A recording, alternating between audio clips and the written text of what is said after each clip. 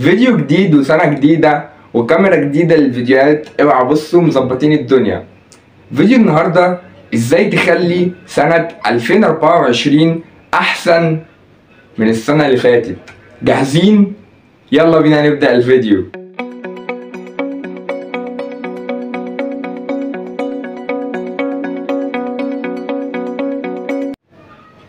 السلام عليكم ورحمة الله وبركاته. ازيكم يا جماعة، عاملين ايه؟ معكم محمد سعد وفيديو جديد.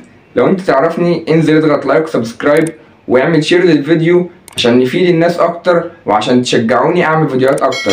ولو انت اول مرة تشوفني احب اقول لك منور القناة. انا محمد سعد، بنزل فيديوهات عن تطوير الشخصية، فيديوهات عن ثانوية عامة بما ان السنة اللي فاتت كنت ثانوية عامة وكده، وفيديوهات ازاي تكون افضل في حياتك. هدفي هنا في القناة ان نغير حياتك ولو 1% بس للافضل. فلو عجبكم المحتوى دوت ومهتمين بالمحتوى دوت يشرفني جدا وجودكم في قناتي.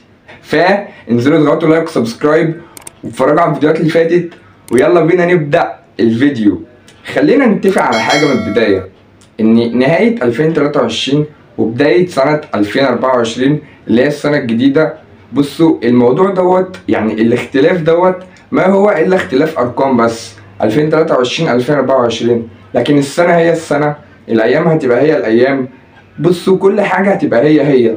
الفكرة ان انا عايزكم تغيروا عقليتكم اصلا نحو بقى الحاجات اللي في حياتكم، نحو نشاطات يومكم، نحو الحاجات اللي انتوا بتعملوها عشان فعلا التغيير يحصل. يعني 2023 كانت مثلا الكيرف بتاعها او المستوى بتاعها كان مثلا 40% من السعادة مثلا في حياتكم.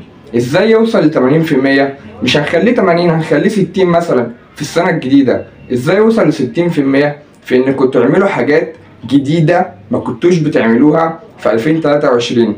المثال البسيط جدا دوت هيوضح لكم حاجات كتير جدا وهنطبقها في معظم الحاجات اللي هنبدأ بيها السنة الجديدة. حلو جدا. يعني معنى كده ان انتوا لازم تغيروا العادات بتاعت يومكم اصلا لحاجات افضل. تشوفوا ايامكم في 2023 كان الروتين بتاع اليوم بيبقى عامل ازاي، وتبداوا تعدلوه بحاجات احسن، حاجات احلى في 2024. حلو، يبقى بس كده عشان ما تتوهش مني. اول نقطة، خلاصة اول نقطة ديت، وهي تغيير الروتين او العادات اللي احنا كنا بنعملها في 2023 ل 2024. ملحوظة بس صغيرة، انا بقول لك غير العادات اللي هي مثلا كانت سيئة، اللي هي كانت مش حلوة، لكن لو في عادات كويسة وجميلة وبتخلي الكيرف بتاع حياتك يعلى وحياتك تبقى افضل، تمام، ده خليها جدا في 2024 وزودها ان هي تبقى احسن. انا بتكلم على العادات السيئة مش العادات الحلوة. جميل جدا. الجزء التاني من الفيديو وهو هنخطط صح. هنخطط صح ازاي؟ هنخطط صح للحاجات اللي احنا عايزين نعملها، وهنخطط بواقعية. يعني انت ما تقولش انا عايز بص اعمل فورمة البيج رامي تمام في خلال السنة الجديدة. ما هي مش تحصل، بالعقل مش هتحصل خالص. لازم محتاجة مجهود ووقت وحاجات تكون على ارض الواقع.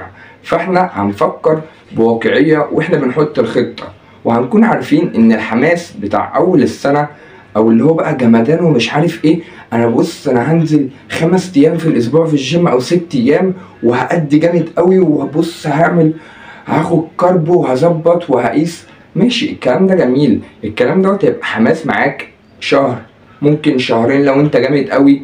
ده لو ما انتهاش اصلا بعد اول اسبوع، فاهم؟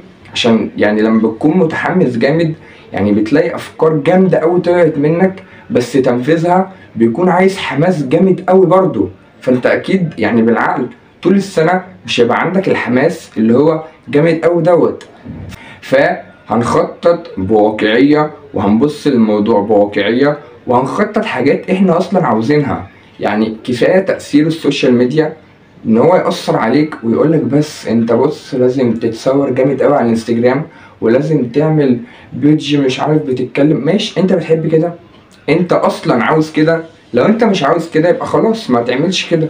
الموضوع مش تبعك، الموضوع مش بتاعك يا معلم. بص انت دي مش حاجتك، دي مش حتتك. انت مش عاوز كده، اعمل حاجات اللي انت فعلا عاوزها اللي انت بتحبها وخطط لها صح. هعمل كده، هبدأ مثلا في اول 3 شهور الموضوع هياخد مني وقت، هياخد مني مجهود، بس انا هكون قوي مع نفسي في ان انا هقدر اعمل الحاجه ديت.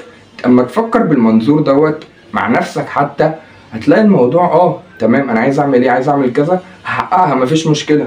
ايه الفكره، ايه الموضوع، ايه الحكايه في الدنيا ديت، الحاجه ديت تمام هعملها ازاي، هحط خطه وهنتظم عليها وهحطها بواقعيه وهستمر فيها. تمام. فخلي تفكيرك يكون متغير عن 2023 عشان تحصل على نتائج مختلفة.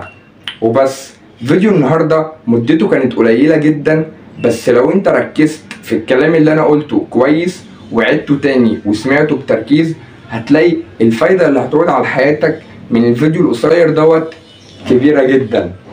وبس كده الى هنا تنتهي حلقة النهاردة. اتمنى تكون استفدت من الفيديو. لو استفدت من الفيديو انزل اضغط لايك سبسكرايب، والى اللقاء في فيديو اخر. سلام.